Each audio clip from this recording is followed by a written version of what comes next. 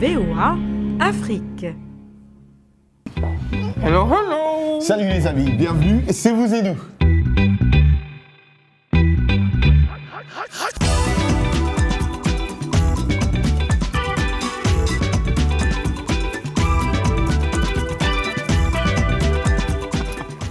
Je vais peut-être retirer ça. Comme vous pouvez le constater, c'est Halloween ici. Exactement, c'est Halloween et c'est cette grande fête. Moi, je te dis ce que j'ai fait hier soir. J'ai amené mes enfants dans mon quartier pour prendre des bonbons, Halloween, trick or treat. Oui, parce que c'est une fête énorme ici, mais c'est une fête, rappelons-le, encore une fête d'immigrés, encore un apport d'immigrés dans ce pays. Cette fête a une origine celtique, irlandaise, c'est la fête païenne de Samhain, qui date d'il y a 3000 ans. Elle a été importée aux États-Unis par les immigrés irlandais, chassés de l'Irlande par la famine. À la fin du 19e siècle, vers 1841-1845. Et c'est énorme en Irlande, au Pays de Galles et en Écosse, encore aujourd'hui. Et c'est devenu une tradition américaine qui a des origines, qui a donc des racines d'ailleurs. Tradition américaine qui est aussi, qui n'est pas acceptée par tout le monde. Hein. Les chrétiens, par exemple, n'aiment pas trop célébrer Halloween ici parce que, évidemment, ils disent que c'est une fête païenne. Alors c'est une fête païenne, mais qui a été adaptée au calendrier chrétien pour tomber le 1er novembre, justement parce que l'Église souhaitait récupérer cette fête païenne-là. Il s'agissait pour les Celtes de célébrer les morts, parce que pour eux, l'année se terminait le 31 octobre et pas le 31 décembre. Et donc il s'agissait de finir l'année, penser aux morts et en même temps continuer dans la vie. Mais tout le monde ne le vit pas comme ça, mais ici c'est énorme. C'est énorme, c'est comme ça, c'est pour ça qu'on est déshabillés d'ailleurs. Tu as dit qu'on est déshabillés ? Pas déshabillés, pardon, je voulais te faire rire, mais t'as pas compris la blague. Bien sûr, retour au programme de Vous et nous, c'est mieux. L'Afrique bouge et nous en sommes les heureux témoins. Les femmes font de la programmation. Les albinos s'affirment. Et la musique ne cesse de produire de nouveaux noms. Roger Moutou dirait des pépites. Pendant qu'ici, le Maroc séduit New York avec le caftan, robe d'apparat traditionnelle. Et Michel Joseph et vous sur Facebook. On commence par la mode, Roger. On commence avec le caftan marocain à l'honneur à Washington lors d'un défilé de mode international. 6 stylistes de renommée internationale du Maroc et d'Europe présenteront leur dernière création à l'hôtel Mandarin, non loin d'ici d'ailleurs, l'hôtel Mandarin oriental, lors d'une soirée de gala justement appelée Caftan du Maroc USA. Jacques Aristide nous dit tout sur cette belle soirée en perspective. Le Maroc paré de ses plus beaux atours pour promouvoir son patrimoine vestimentaire traditionnel. Après son lancement l'an dernier, le Caftan du Maroc USA revient donc cette année dans la capitale américaine. Un événement dont le clou demeure le très attendu défilé de mode.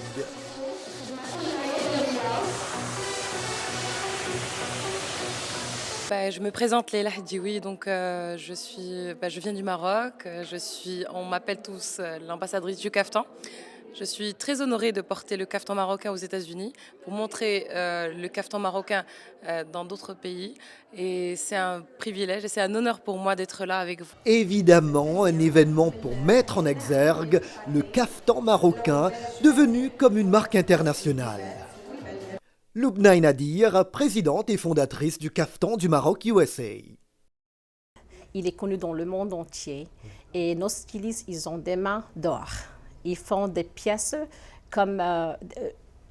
qui peuvent être des caftans, comme ils peuvent être aussi des robes de soirée avec des touches marocaines.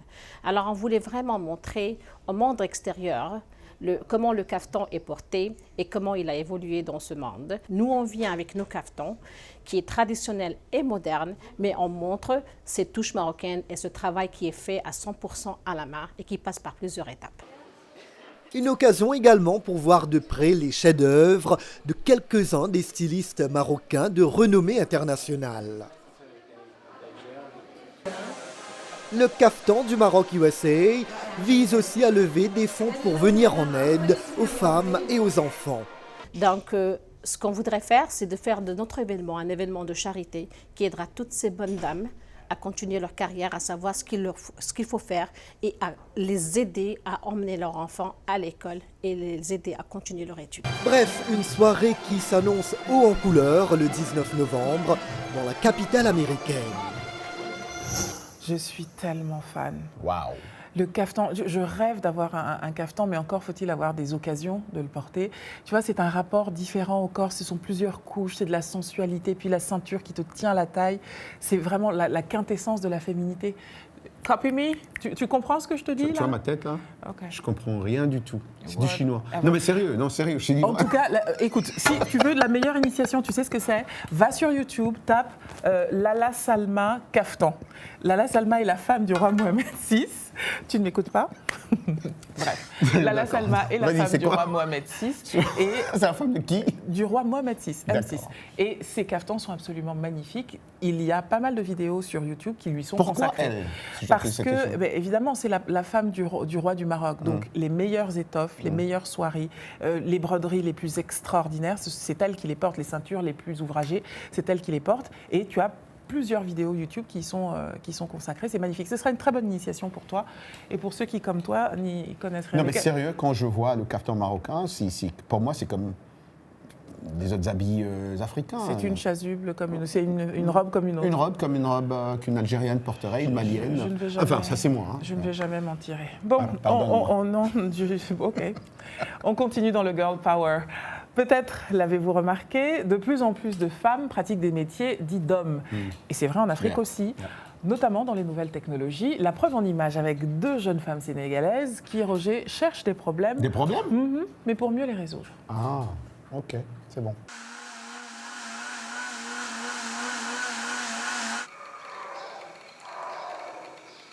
Nélia Maïlis, 24 ans, a une passion, la programmation. Moi, j'avais envie de savoir comment ça fonctionne derrière le background, comment ça fonctionnait. Et j'ai décidé de faire l'informatique. Quand on rentre dans cette filière, on se rend compte que c'est vraiment passionnant. D'habitude, on se dit souvent que c'est quelque chose de compliqué, d'extraordinaire, difficile à faire. Quand les gens disent c'est un programmeur, tout le monde pense que c'est un truc extraordinaire. Mais au final, quand on se lance, on voit que c'est passionnant et que ça n'a pas de rapport avec le sexe de la personne. Maïlis a créé avec 3 autres jeunes femmes une application qui pourrait bien résoudre un problème que le Sénégal connaît bien, le partage des terres. La co-créatrice de Sigest, Aïda Mansourlo, raconte comment l'idée de Sigest leur est venue. À la base, on cherchait un problème auquel on pouvait apporter une solution parce que c'est l'essence même des applications, nous on pense. Et pour ça, on avait trouvé des problèmes par rapport à la gestion des terres, qu'elles n'étaient pas informatisées, que malheureusement, il y a beaucoup de documents qui sont soit perdus ou mal gérés. Ça fait qu'on a eu même des cas dans la presse où on avait des doublons de terre. Alors, entre nous, on s'est dit, pourquoi ne pas faire quelque chose pour notre société? Au Sénégal, les femmes sont sous-représentées dans les technologies de l'information. Mais le gouvernement travaille à changer les choses. Nous avons toujours cru, effectivement, qu'il y avait un potentiel chez les filles et qu'il fallait les stimuler. Il y a fort à parier que de nouveaux projets numériques au féminin Made in Sénégal verront le jour. Waouh, Anna, tu as bien dit, les femmes qui essayent de mieux résoudre ce problème-là. C'est ce que fait le Gender Bias in Open Source, un programme de recherche scientifique des universités polytechniques de Californie et de la Caroline du Nord qui montre que les femmes sont généralement plus compétentes que les hommes pour développer. Anna. Pourquoi ne suis-je pas surprise? En tout cas, parlons-en avec un spécialiste du numérique, notre cher Sadibou Sow. Sadibou, comment ça va? Anastasie et vous-même. Très contente de t'entendre. Bonjour Sadibou. Bonjour Roger. Alors, dis-moi, on a vu ces jeunes femmes absolument extraordinaires au Sénégal. Est-ce que on a l'impression, en regardant le reportage, que le Sénégal est un pays en pointe sur la question du numérique et des femmes? Alors, il y a beaucoup d'initiatives privées qui visent à intégrer les femmes dans le monde du numérique. Le Sénégal, de manière générale, est légèrement en avance sur quelques pays de l'Afrique francophone. Donc effectivement, il y a quelques initiatives intéressantes, mais à mon avis, il reste encore énormément à faire. Et Sadibou, quand on voit que actuellement, seuls 28% des femmes travaillent sur ces secteurs, hein, et elles ne sont pas, on doit le dire aussi, à la tête de ces grandes entreprises innovantes, est-ce que c'est seulement un problème africain ou c'est un peu international, tout le monde, quoi? c'est vraiment une problématique internationale. On voit les grandes entreprises, les Apple, les Google de ce monde qui font énormément d'efforts pour intégrer les femmes dans leurs initiatives. Donc c'est un problème international et en Afrique, malheureusement, c'est un problème qui reste à résoudre également. Et j'entends d'ici ceux qui nous regardent et nous écoutent se dire oui, enfin bon, plus de femmes, à quoi ça servirait? Alors Sadibou, en quoi plus de femmes dans la programmation, dans le coding notamment et dans les technologies numériques serait un plus? C'est absolument. Il me faudrait 3 jours pour dérouler la plaidoirie, mais c'est absolument primordial. Principalement parce que les économies africaines sont soutenues par les femmes. Lorsque l'on parle de révolution du numérique en Afrique, si le numérique est vraiment censé aider l'Afrique à fulfill son potentiel, comment peut-on le faire sans intégrer les personnes qui sont à la base de notre économie? C'est totalement impossible. Plusieurs études, notamment une de la GSMA, a montré que toutes les initiatives de mobile banking qui intégraient les femmes avaient un meilleur taux de réussite que les initiatives de mobile banking qui ne le faisaient pas. Ce n'est qu'un exemple. On ne peut pas réussir l'Afrique ne peut pas réussir à profiter de la révolution du numérique si les femmes n'y sont pas intégrées. Merci beaucoup, Sadibou. Merci beaucoup, Sadibou. Dakar. Merci. Merci à vous. Spécialiste du numérique et de l'Afrique. Et ça, je crois que notre collègue Freidner a la réponse à sa question. C'est lui qui n'était pas d'accord. Lui, il ne croyait pas. Écoute, mais ceci nous amène à notre question Facebook de cette semaine. Alors, pensez-vous qu'il existe une intelligence masculine ou une intelligence féminine? Donnez-nous des exemples. C'était la question Facebook. Alors, on commence avec Sidiki Ouedraogo. Quand on entend Ouedraogo, on sait qu'on est au Burkina Faso. Voilà. Il n'y a pas de différence, nous dit Sidiki. Le problème est le complexe de supériorité de certains hommes et le complexe d'infériorité et le complexe d'infériorité de certaines femmes. Je pense qu'il a assez bien vu les choses et résumé les choses. Comme quoi, c'est plus une question de culture et d'éducation que. Et quand il y a ce complexe-là, il n'y a pas moyen d'avancer, de progresser, d'apprendre. À moins de le dépasser, oui. Oui, il s'appelle Bobo Roger et il nous dit « L'eau est incolore, mais lorsqu'on y met un colorant, elle devient jaune, rouge, verte. » C'est la poésie d'un compositeur de rumba congolaise, là. On est vraiment dans... Mais je pense que ce qu'il veut dire, c'est que ce qu'on met dans l'esprit de quelqu'un, c'est ce qui lui donne sa force et ce n'est pas la forme. Je vois pourquoi il s'appelle Bobo Roger. D'accord. En fait, c'est toi. C'est vous et nous. Restez avec nous dans quelques minutes, dans 2 minutes exactement. Un chanteur camerounais qui monte et Michel Joseph. Tu crois qu'elle sera déguisée? Michel Joseph, comme nous? Je ne crois pas. On verra. Elle va nous surprendre, sûrement.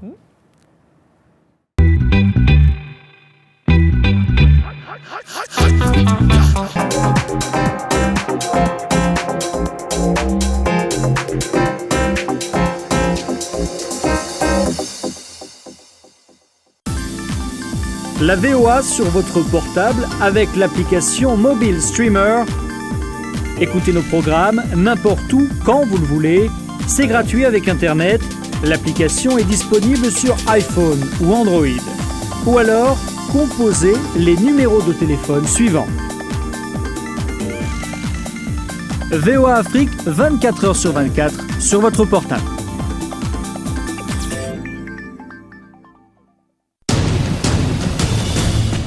En plus de nos programmes sur FM et ondes courtes, La Voix de l'Amérique est en votre compagnie 24 heures sur 24 sur Internet. N'Djamena, d'une trentaine de représentants d'un syndicat d'étudiants.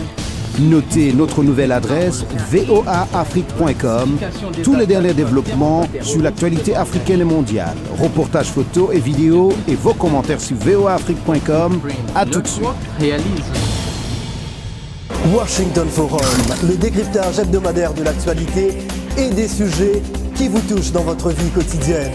Débat en profondeur, interactif, allez au-delà de la nouvelle. Une perspective à partir de Washington sur des questions importantes. De Kinshasa à Abidjan via d'autres capitales mondiales. Washington Forum. Washington Forum. Depuis Washington jusqu'à chez vous, en passant par d'autres parties de la planète, Washington Forum, votre rendez-vous sur la VOA.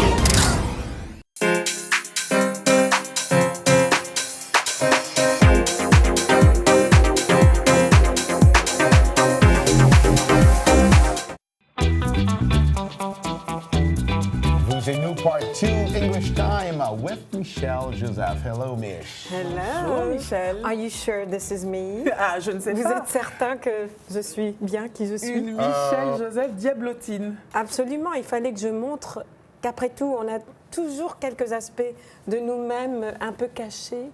Un peu cachés. Oh, oh. Oh, un peu caché. Alors, de quoi on parle aujourd'hui? Ah ah. Rouler, selon le dictionnaire, c'est déplacer un corps arrondi en le faisant tourner sur lui-même. On a roll, c'est rouler sans arrêt. Est-ce à dire qu'Anna et Jonathan sont en train de rouler dans cette pièce, ce qui serait bien étrange, n'est-ce pas? Hey, Jonathan, are you going to the Learning English softball game this weekend? Absolutely. Our team is on a roll. They have won most of their games this season. Doesn't Ashley play on the team? Yes, she does. She's on a roll too. On a roll est employé lorsqu'on connaît une succession de réussites. Cette expression vient de l'idée que quelque chose qui roule a tendance à continuer d'avancer sans arrêt, surtout sur une bonne pente. Certains experts disent que l'expression est devenue populaire chez les joueurs. Et l'on disait de ceux qui gagnaient souvent qu'ils étaient on a roll. Are you on a roll? Je l'espère que vous l'êtes on a roll. Et voilà pour l'Anglais Express. Are you on the roll, I Roger? am. I'm always on the roll. You always... You're always on a roll? I was born on a roll. Oh, wow! Oh, my God! Merci beaucoup, Michel Joseph. Merci, Michel. Retrouvez cette rubrique et toutes les autres rubriques de l'Anglais Express sur voafrique.com. Toute autre chose maintenant, être albinos en Afrique n'est pas une sinécure. Au mieux, on suscite le rejet, sinon on court le risque d'être tué pour des sacrifices rituels. Selon l'ONU, 186 attaques rituelles ont été perpétrées contre des personnes atteintes d'albinisme depuis 2000, et ce, dans 15 États africains. Mais le poète allemand Hölderlin disait « Là où croit le péril, croit aussi ce qui sauve ». Et c'est dans cette même Afrique que des initiatives, ici et là, veulent donner aux albinos leur place au cœur de la société, comme ici à Nairobi, au Kenya, où un défilé de mode a été organisé pour mettre en lumière leur singularité. Regardez. Présenté par ses organisateurs comme un concours de beauté unique en son genre, le concours Miss et Mister Albinos Kenya a eu lieu à Nairobi, la capitale. Nous voulions montrer nos talents, lutter contre la stigmatisation et la discrimination sur l'albinisme. Il est très rare d'entendre beau et albinos dans la même phrase. Nous voulons montrer l'albinisme sous un jour positif. Nous voulons montrer que oui, une personne albinos belle, sûre d'elle, ça existe. L'albinisme est une malformation génétique qui se manifeste par la diminution des pigments dans les cheveux, la peau et les yeux et peut altérer la vue. En Afrique, les gens ont généralement la peau sombre. Alors quand un enfant blanc apparaît dans une famille, quand la mère met au monde un enfant albinos, c'est vécu comme une malédiction. C'est très dur quand des enfants comme vous ont peur de vous. Les participants défilent habillés en fonction du métier qu'ils ont choisi. Pêcheurs, cuisiniers, joueuses de rugby ou même soldats. Histoire de montrer que eux aussi peuvent être les forces vives de la société. La sélection a été nationale. Ont été choisis ceux qui ont su passer l'étape éprouvante du camp d'entraînement où ils ont appris à défiler et à se mettre en scène. Ça a été très dur pour moi. Vous savez, nous autres skateboarders, on ne porte pas de talent. On ne fait pas tout ça. Et il semblerait que tous ces efforts aient porté leurs fruits. Pour moi, participer à ce concours a été très important. Ça permet de faire comprendre à tout le monde que malgré les apparences différentes, malgré les différents taux de mélanine, nous ne sommes pas si différents les uns des autres.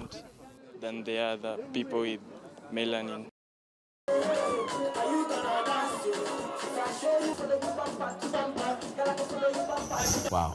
quand je pense à Anna, que certaines personnes pensent que les albinos auraient de leur nature un pouvoir magique. C'est là une attitude négative qu'ils ont vis-à-vis de ces albinos. Ce sont des personnes humaines à part entière et non pas des êtres comme certains les pensent magico-mystiques. Tu as eu des amis albinos, toi? Moi, je n'ai jamais eu d'amis beaucoup, parce que je suis allé à l'école au Kasaï, occidental, à Kananga, et là, on a beaucoup d'albinos, beaucoup de familles d'albinos. D'accord. Ouais. Et comment ils étaient traités à ce moment-là? Ils ont toujours été marginalisés, on doit le dire. Ouais. Et ça a toujours été comme ça. Et certains pensent que ce sont des sorciers. Voilà. Et toi, tu n'as jamais pensé ça? Mais non, pas du tout. Pas du tout. Moi, j'ai toujours pensé que c'est une richesse.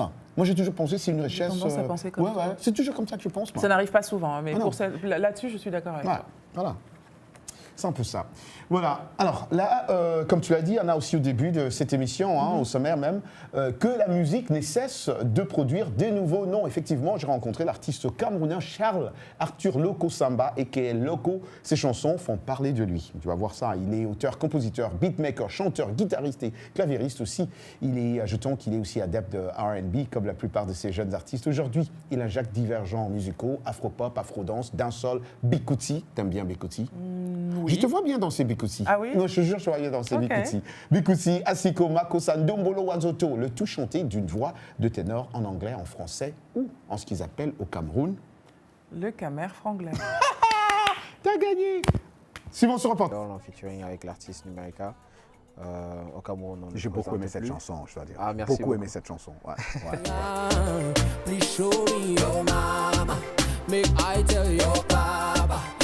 C'est toi que je veux. Ensuite, il y a une Ndoutou, qui est de la femme camerounaise, et la femme africaine en général, c'est le Ndoutou. Donc la beauté de la femme africaine en général, c'est Ndoutou. Oui. Donc si je dis à une Camerounaise Ndoutou, elle sait de quoi je parle. Oui, actuellement, elle saura de quoi tu parles. Ah bon? Oui. Parce que ça a marché pas mal quand même. On va pas me gifler. Non. Moi, je ne sais pas, parce que ma réponse. Ça, c'est une très bonne réponse. Parce que il y a toujours des clichés où il y a quelqu'un qui te dit Michael Jackson, ou quelqu'un qui dit voilà, mais je n'ai jamais entendu une réponse de quelqu'un, je ne sais pas. Je préfère être honnête. Ouais. Parce que Michael Jackson, like everybody, je suis super fan de Michael Jackson. Je m'exerçais aussi à faire, tu vois, le truc de oh, et tout ça, machin. Ouais, grabbing. Yes.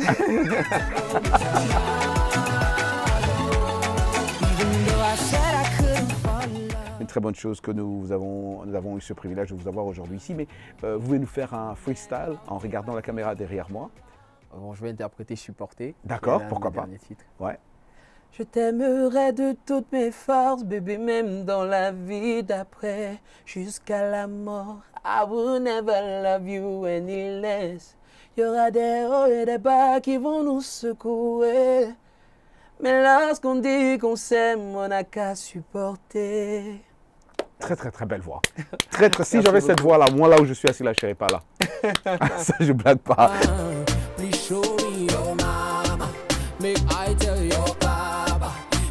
Merci beaucoup, Loco, d'être passé. Merci, Rogers. Et don't be a stranger. J'aime beaucoup quand tu dis Rogers. Merci, Loco. Merci beaucoup, mon frère. Voilà.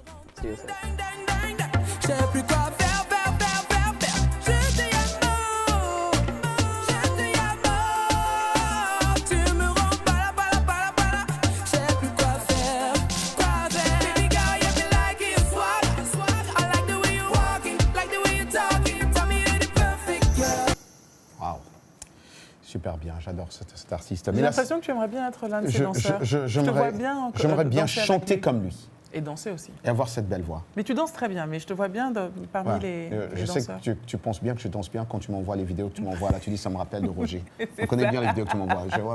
C'est ce que je regarde. Je dis, mais pourquoi elle pense de Roger comme ça? Parce que tu danses très bien. Tu veux que je commence à danser là maintenant? Pourquoi pas? Allons-y. Pas aujourd'hui. C'est déjà la fin de cette émission. Mais la semaine prochaine, les Américains vont choisir leur nouveau président. Aïe, aïe, aïe. Eh oui. Ça sera fort. Alors, dites-nous qui vous voteriez, Hillary Clinton ou Donald Trump. Envoyez-nous votre choix sur notre numéro WhatsApp au +1 202 257 35 83 et sur notre page Facebook VOA Afrique. Nous annoncerons le résultat de vos votes lors de la prochaine émission. Et puis, un grand merci à nos téléspectateurs. Vous qui nous suivez sur Canal+, et sur Vox Africa. Et n'oubliez pas de vous abonner à nos réseaux sociaux. On en dit un chacun? Bien sûr. Twitter, vous et nous, tout attaché. Instagram, hashtag vous et nous, tout attaché. Snapchat, vous et nous, tout attaché. On donne le password? Non. Voilà, peut-être qu'on peut rappeler le numéro WhatsApp en revanche. Pourquoi pas. Numéro WhatsApp, encore une fois, c'est +1 202 257 35 83. Goodbye. Et comme d'habitude, rendez-vous la semaine prochaine.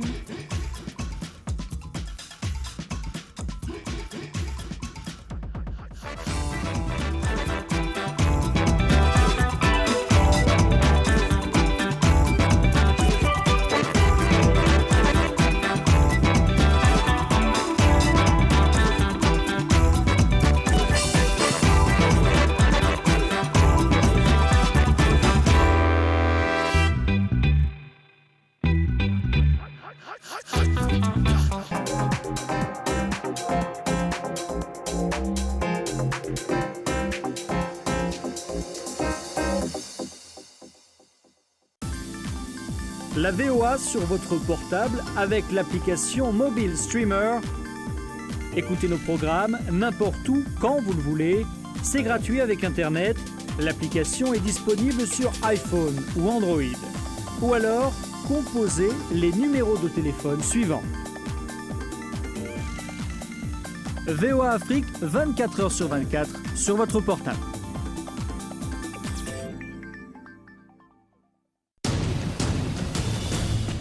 En plus de nos programmes sur FM et ondes courtes, La Voix de l'Amérique est en votre compagnie 24 heures sur 24 sur Internet. N'Djamena, d'une trentaine de représentants d'un syndicat d'étudiants. Notez notre nouvelle adresse voaafrique.com. Tous les derniers développements sur l'actualité africaine et mondiale. Reportages photos et vidéos et vos commentaires sur voaafrique.com. À tout de suite. Washington Forum, le décryptage hebdomadaire de l'actualité et des sujets qui vous touchent dans votre vie quotidienne. Débat en profondeur, interactif, aller au-delà de la nouvelle. Une perspective à partir de Washington sur des questions importantes. De Kinshasa à Abidjan via d'autres capitales mondiales. Washington Forum. Washington Forum. Depuis Washington jusqu'à chez vous, en passant par d'autres parties de la planète, Washington Forum, votre rendez-vous sur la VOA.